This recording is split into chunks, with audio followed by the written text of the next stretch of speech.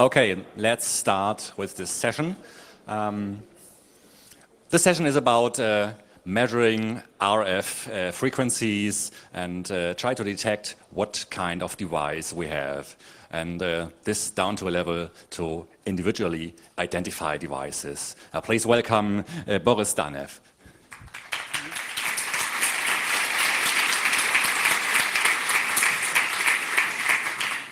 Okay, thank you very much for your attention. First of all, I want to say that this is a joint work with me and my colleague, which is just here down, but he is not able to today.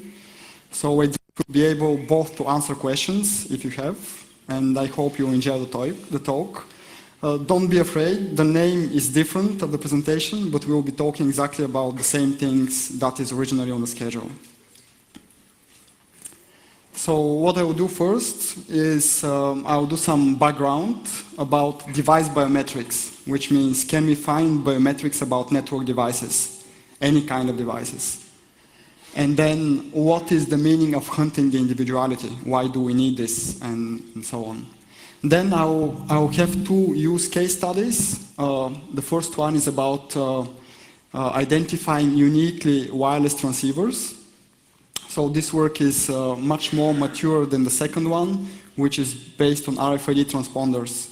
So for the next one, for the second one, we have preliminary results. So if we have any questions or suggestions, we really appreciate, because it might help us continuing better that work.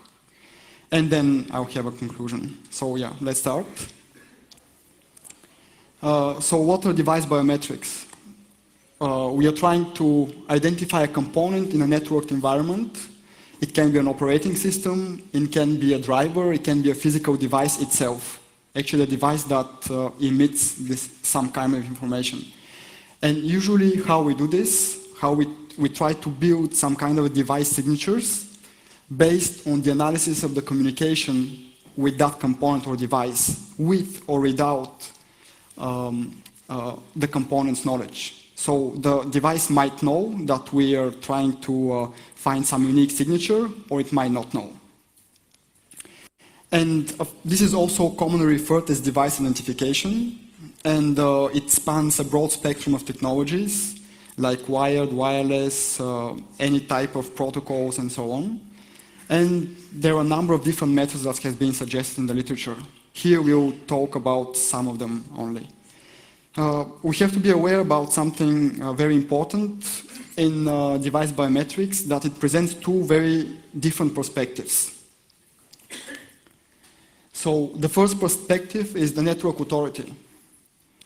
This can be used by any type of government or any type of network authority try to do law enforcement. For example, law enforcement agencies in Europe, they're trying to identify illegal transmitters and try to, put people in prison or whatsoever.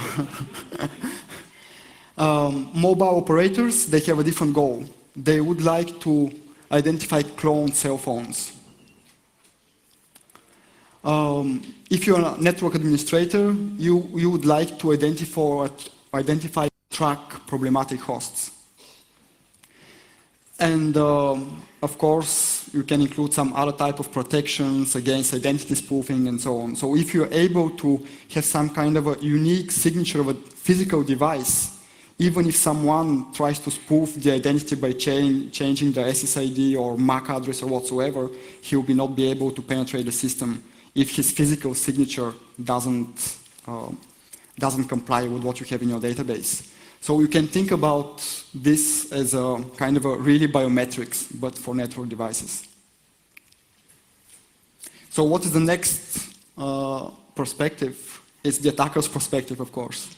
Then, thanks to this kind of fingerprinting on building signatures, an attacker can identify variable targets, hosts on the network, and this is commonly, you all know very well, commonly used now in a network.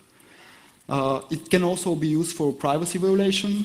So if we're able to build these signatures, we'll be able to track people just by observing the traffic. And we don't need any kind of identifiers or whatsoever to read from the traffic. And we can also use it for protocol compromise. here I mentioned it was a recent work last year or 2 years ago, I'm not sure, Shake Them Up. They built a protocol that is able to establish keys between two devices based on the fact that it's not possible to say which device sends the bits.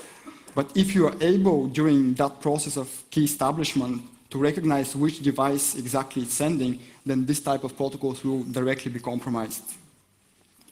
So I will not go in more details about this protocol compromise, but if you look at the Shake Them Up paper, then you see that if you're able to identify the device, then the protocol doesn't make sense anymore. So what is the typical scenario of hunting the individuality? So usually we have a fingerprinter that observes the traffic to and from a targeted device, which we usually call as a fingerprintee, in order to find characteristics that distinguish the device or some of its components. And of course, fingerprinting or signature making looks for characteristics in all layers: application, network, link, and physical layers. In the next slides, I'll talk primarily on the physical layer, because this is something that it's believed to be much more difficult to spoof or to change, because it's due to the inherent manufacturing and specification characteristics in the device. So even if you produce a device in the same manufacturing line, it will have different capacitors or different resistors that will influence the way the device transmits information on the physical layer. And usually, as you see on the next slot, these characteristics usually come from implementation problems, or not really problems, just how the system is implemented, and hardware imperfections, which are very hard to actually try to make the same, like clock skews, for example. And there are two main approaches in fingerprinting. One is active, and the other is passive. The active one, you can initiate communication with the device if it's possible, like passive RFID attacks. You're able to query the device and see what its response is. Or passive identification, where you just observe how the device communicates with you. And this is usually in wireless transceivers. You can only observe the traffic. Okay, so it was just general background. What is device biometrics? Why we are hunting the individuality? And now I'll start with the first case, which is the case of wireless transceivers. So wireless radio specification and manufacturing process are quite complex nowadays. And the previous work has shown that significant differences in the behavior of the physical layer, even within the same specification, from different devices. Here on the picture on the right and on the left is two different wireless cards which support 802.11 standard. And you could see that even if they implement the same specification with the same how to say, delays and delays and timings, you could see the difference. The picture shows actually before the transmission of the packet. This is the part, this work, yeah. The packet at the beginning, this is just the noise level. And then before each packet transmission, we have a ramping up period, which is defined by the specification. And then after the ramping period, the power goes up to full power, then the transmission starts. And you could see that the same protocol specification and on the physical layer actually has completely different signals for these two wireless cards. And previous work has shown that different manufacturers are kind of very easy to distinguish each other just on observing this physical communication at the beginning. So then we decided to go a step further and see, okay, can we distinguish based on these characteristics even identical devices, which are the same hardware, the same model, and same specification? And in the next slides, we will show some results and also some limitations of the approach and also some attacks that we found relevant in this type of techniques. So what is the modification about looking at identical devices? So we would like to have reliable identity verification of wireless devices for various reasons, like we want to detect illegal transmitters, we probably want to detect if someone has spoofed your MAC address and trying to pretend to be yourself.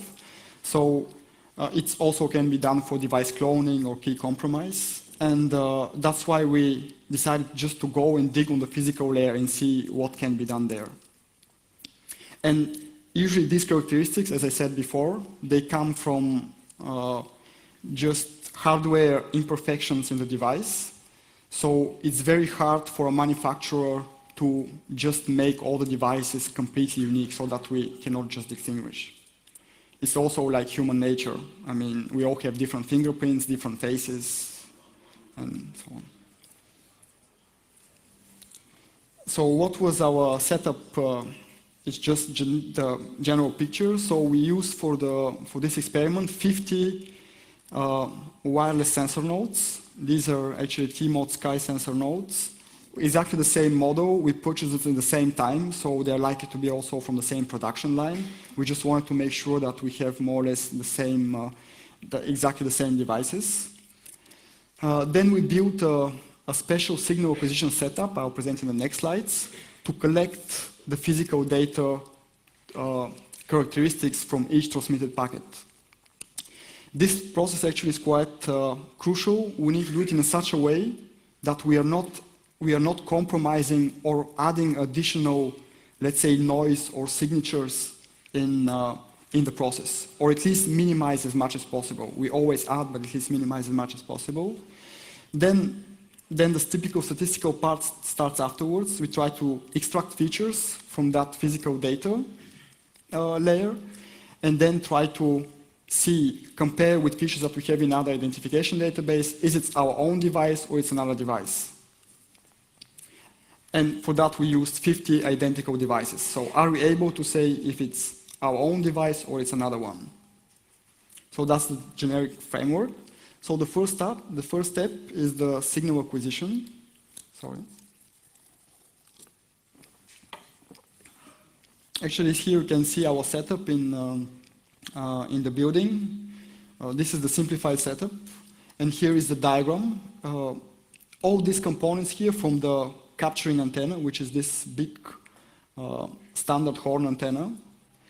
This antenna is specific that it has for indoor environment, has very good capturing and very strong gain, and it's good to use inside environment. Then we have an amplifier. We definitely need to amplify the signal at a certain extent, otherwise we cannot distinguish very well the features. This amplifier is quite critical, so we used a very low noise, ultra low noise amplifier, quite expensive. It costs around 3,000 euros just for this experiment. If you use a normal amplifier, such as one on a device, on a normal device, you're not able to find the small imperfections in the signal. And then we pass through some kind of a bandpass filters, a special also mixer, and we recorded the signals on a high frequency oscilloscope, so that with a really high sampling rate, we're able to see at even the small imperfections in the signal. And this is the setup here. So the signal of all the devices emit. The signals are recorded from the antenna. They pass through all the filters in the mixers, recorded on oscilloscope and on our laptop. And then we are able to build reference features and test features and try to compare and see, can we distinguish these devices? So what did you use for this? So the 802.11 B protocol defines a ramping up period before transmission starts. So here we have the noise level. Then the signal will gradually, the specification defines a time for ramping up the signal to full power. And then here actually the second part is the actual transmission. And this shape of the physical layer, you see it on each packet transmission in a 802.11 device. Why this is in the standard? It's usually for the gradual ramping ensures that there's no spectral interferences within same devices. It's kind of a make sure that we don't interfere that much. So the signal goes gradually powered up and not directly.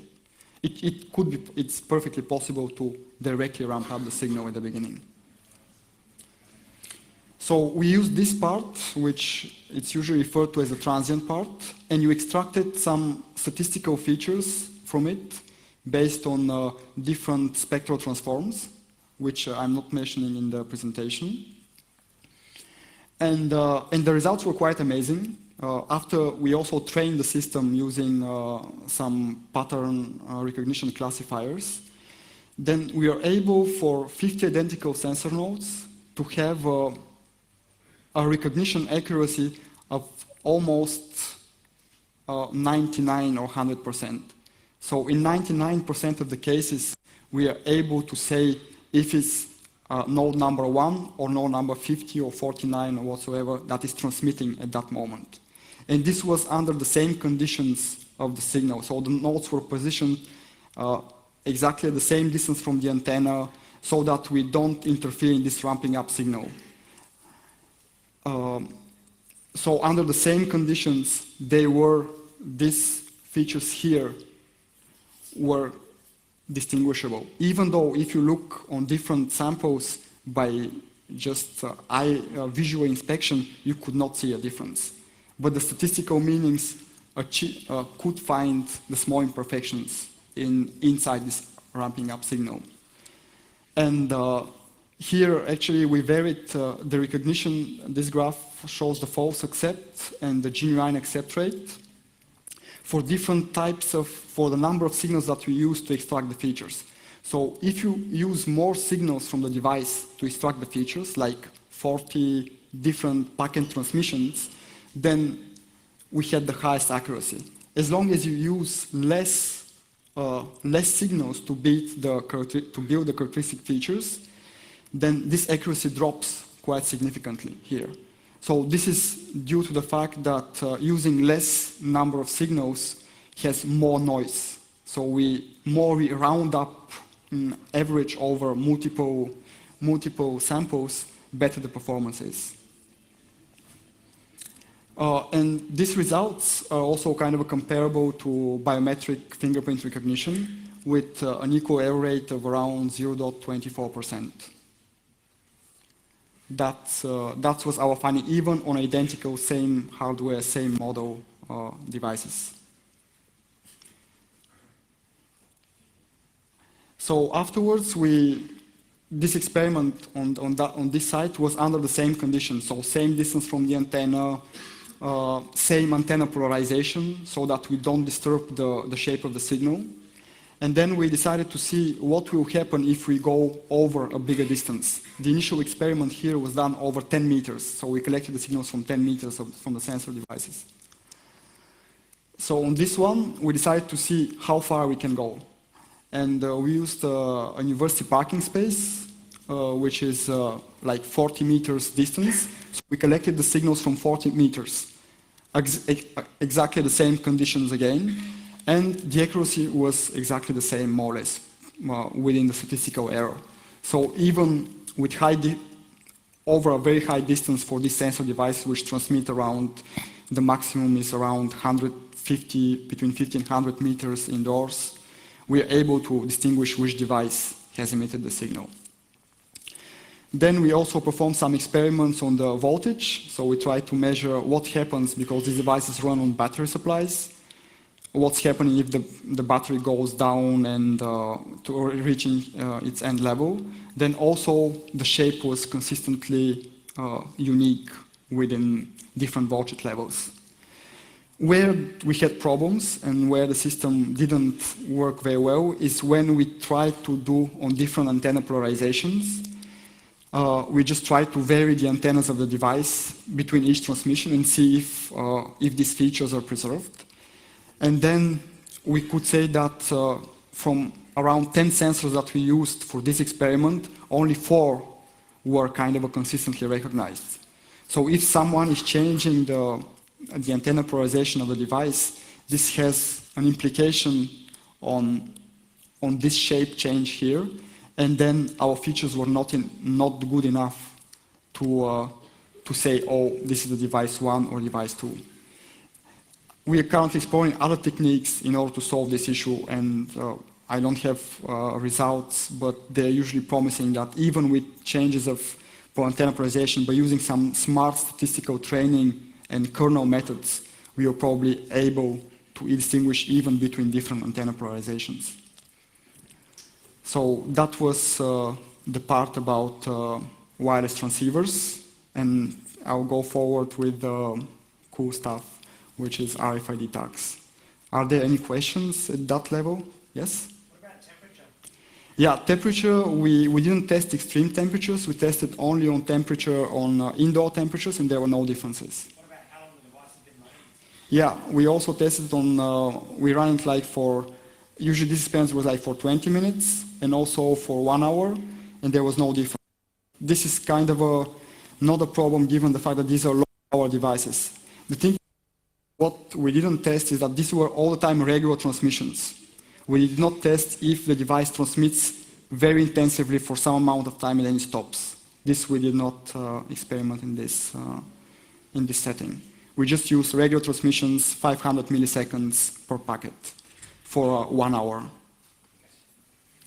We could see some deviations at some moment, but they were not influencing that much the accuracy, plus minus 1 or 2%. Yes? How much signal do you need? So how much data do you get? Yeah, so for building one signature, so this is, we kind of vary from 5 to 40. So if you want more, like the best accuracy we get after kind of if you see the graph here, after 30, the accuracy is almost the same, so around, yeah, 30 packets. Yes. Anything else? Yeah? What about deterioration effects? For example, over time, the electrical components deteriorate and so the fingerprint changes. What kind of electrical? Sorry, I didn't understand. The electrical components of these wireless devices over time, they age. Yeah, they age. Yeah, that's something that we have not tested, overaging. If we use it, I actually intend to do this experiment after 6 months again, and see what happened with the devices. Because we didn't have, in the period of time, it was within 1 week, we didn't have time to see these differences. But I would say that as even human biometrics, these properties will change. And usually in fingerprinting or face recognition, you need to do regular changes because, yeah, it's like even code will change your, yes? Yes?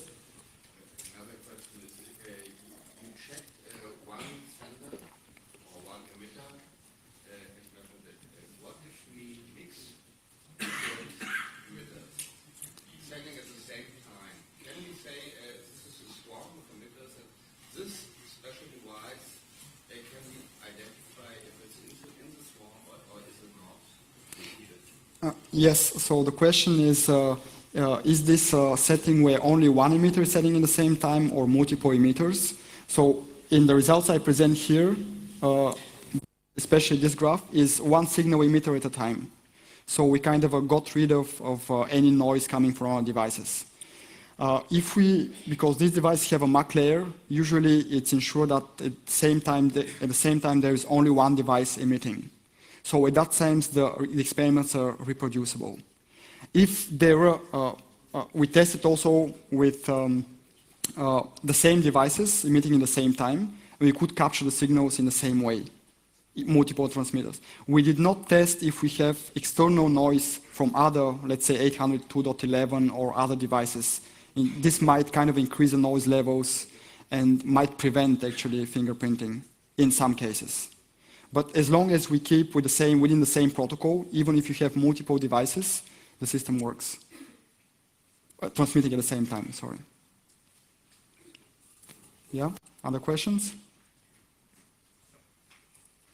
Okay, so that's on, and I actually not completely. Here I want to mention some of the attacks that we measured because, okay, it's very nice. We can probably do these kind of things, what happens if we try to prevent fingerprinting?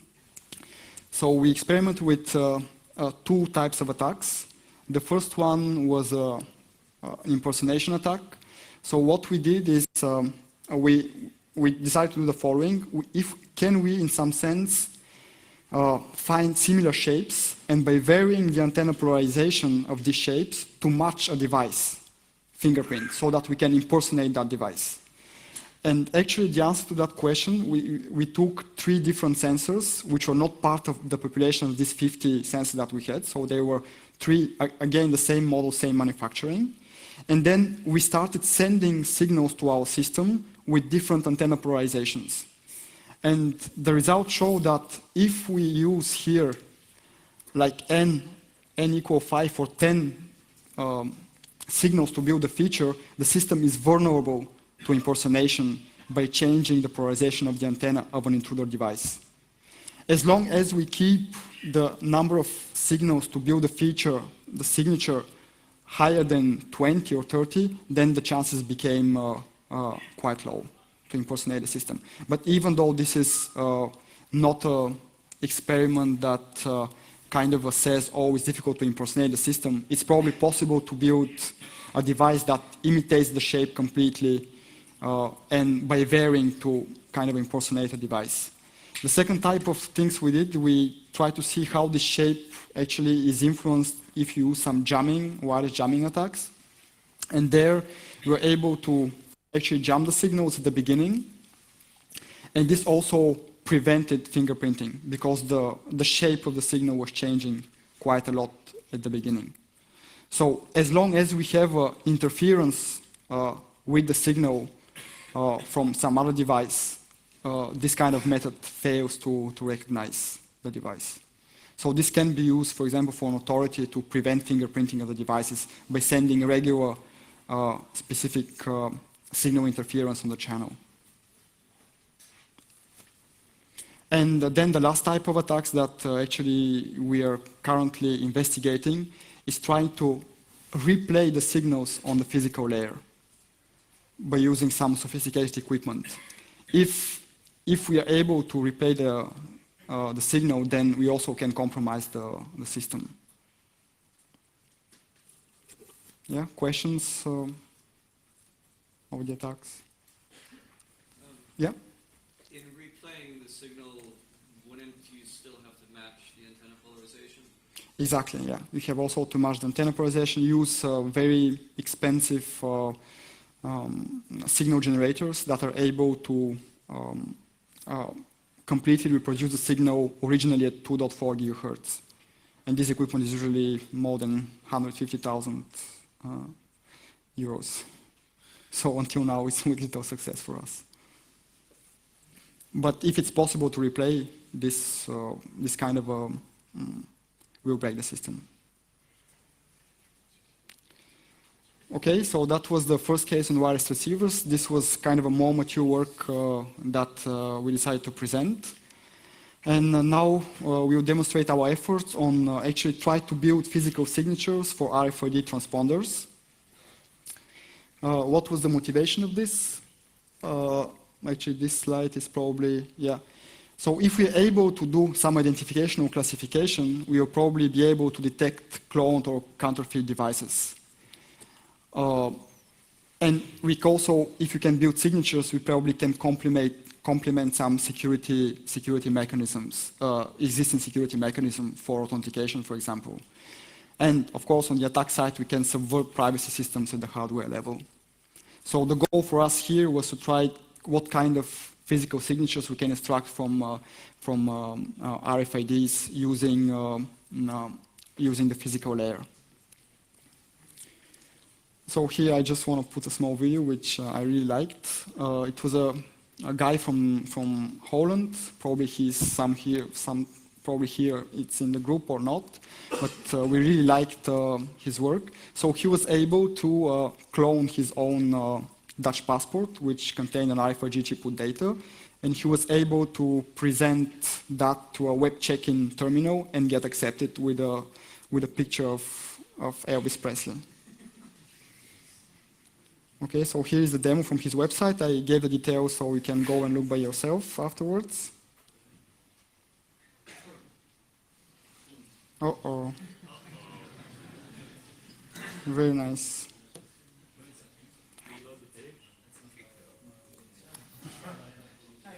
We don't have, why we don't have a network connection?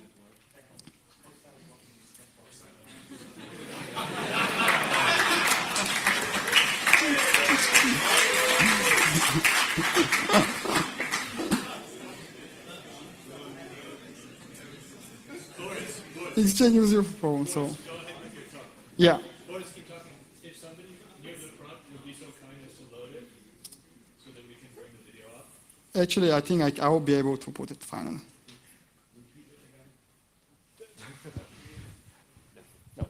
Okay.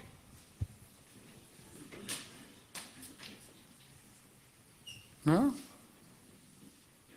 There is apparently no. Okay, sorry. You have the website, so please, you have the laptops, go and check it.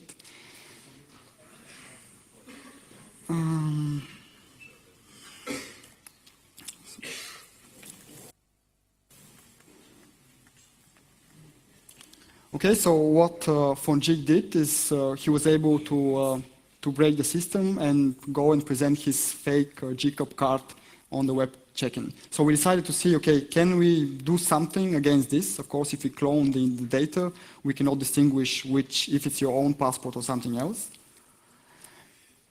So with my colleague especially, he started implementing and almost completely finished the experimental setup. So we built an RFID reader ourselves, which is just these two generators. One was used to generate the envelope of the signal, to implement I'll show you later, to implement the commands of the RFID reader. And the other one is the carrier generator that modulates and carries the data. Here we can see the transmitting antenna.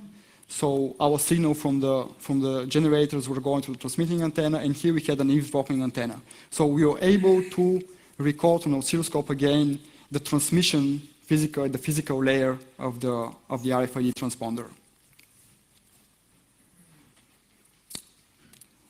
So some things that that he had to really take care of was to make everything completely stable, so that we don't have any antenna differences or whatsoever. So we built this kind of a wooden device, fixed.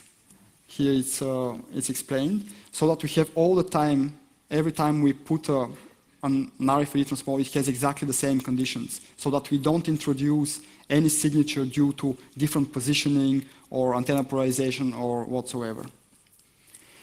And of course, everything should be non-metallic to avoid interferences. So that was kind of our lab in that time.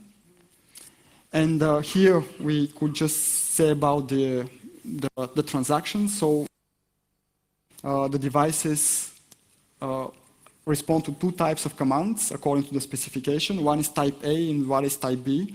Here's a typical wake-up command of the B protocol, the type B. Beginning, the device needs to be powered up for some amount of time. And this ensures that every time afterwards we have a different puppy number, which ensures against anti-collision.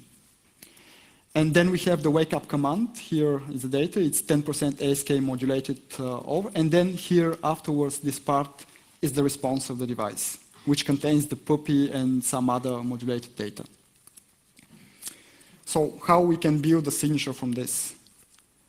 No, sorry, I'll talk about the response first. So afterwards, after we send this command from our fake reader, we get the response of the device, which is in binary phase shift keying, and usually the subcarrier is 16 times less than the carrier frequency, which is around 13.56 megahertz. So this is how the response looks like in more details.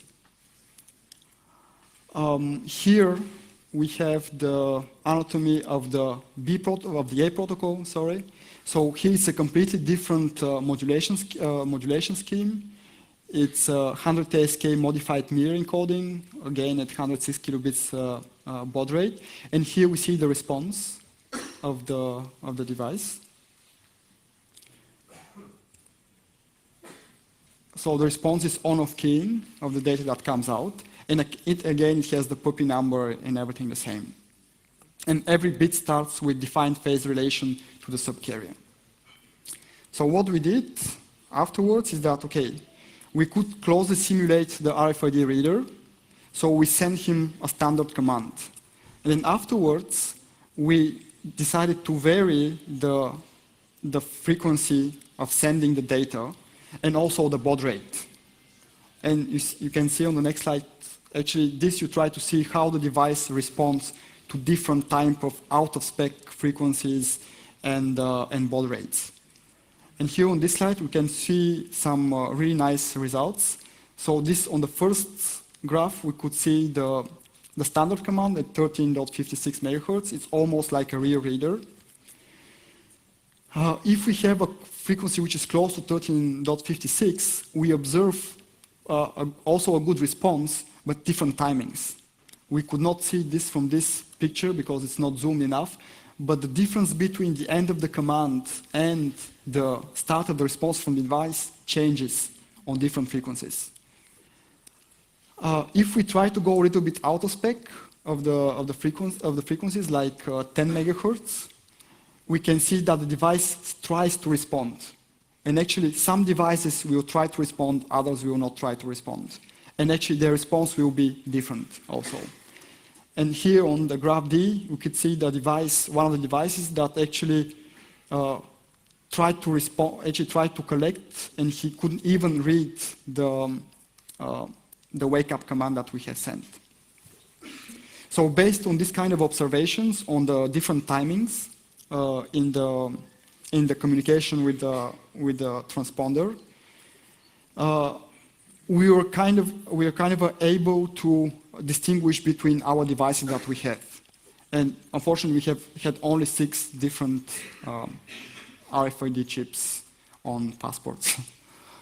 And some of them implemented type A, some implemented type B, and these timings that we observed were kind of consistent between each different run on the same device. So unfortunately, we need much more transponders and actually different types of devices in order to more precisely categorize how effective is this to distinguish between the devices at the moment. So we don't have really more data than this. Then this is about protocol dependent. So we just emulated the type A and type B protocols and tried to play with the different frequencies. Then another type of experiments my colleague did. We tried to expose the device to different types of completely independent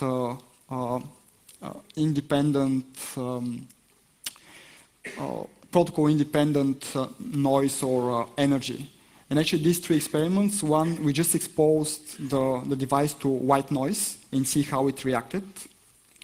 We also exposed it to different linear sweeps over different frequencies, and also to some burst of sinusoidal RF energy. And here I'll show you the shapes that we kind of obtained from devices. So these are kind of shapes from type A and B. It doesn't matter on the protocol because it's independent experiment. So here are the kind of shapes that we could see from devices. And they have some interesting artifacts for analysis, like these peaks at given frequencies here, and then kind of almost noise at the end. So we could see these kind of shapes. They look very nice for statistical analysis that we are currently actually performing. And here it's another type of RF energy that we submit to the device, and you could see a different shape of the device. So what our observations currently are that different classes of devices had different shapes once they responded to this RF energies. Okay, so that's more or less yeah, everything on the rfid transponders. Are there any questions?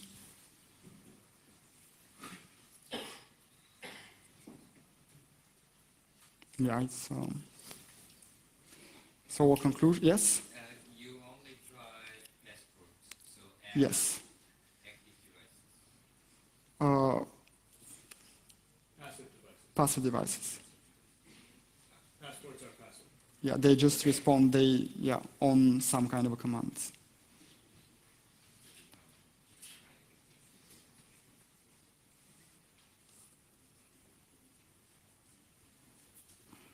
Okay, I will just conclude. So, according to our experience, we could say that passive and active devices exhibit unique behavior due to manufacturing variations and hardware in the hardware components.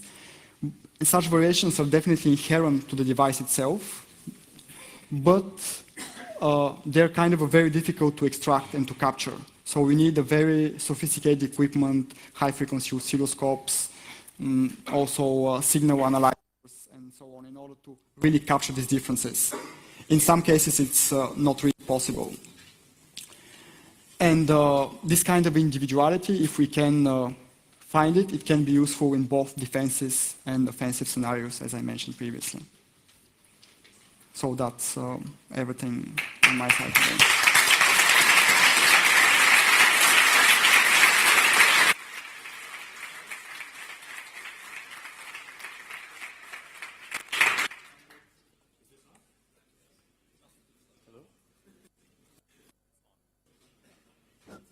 Okay, I'm going to respond a bit further to this gentleman's question over here. He was asking about the kinds of transponders we've looked at. We've been focusing mostly on the ISO 14443 transponders that you find in passports. I've also looked at the 14443 chips that are, for example, in contactless credit cards and other kinds of systems that I've studied. The reason why here we're focusing primarily on passport chips is we want a wide range of devices that are still in some sense comparable to one another. So we also have data actually taken from some random other kinds of inlays that we didn't even include with our data here, although we've looked at it. And it's because it doesn't really make a lot of sense to compare a cereal box to a passport. We want to be able to show our ability to categorize between different devices that are all intended to operate more or less the same.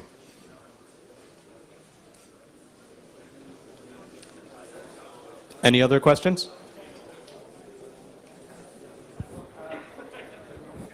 Yes.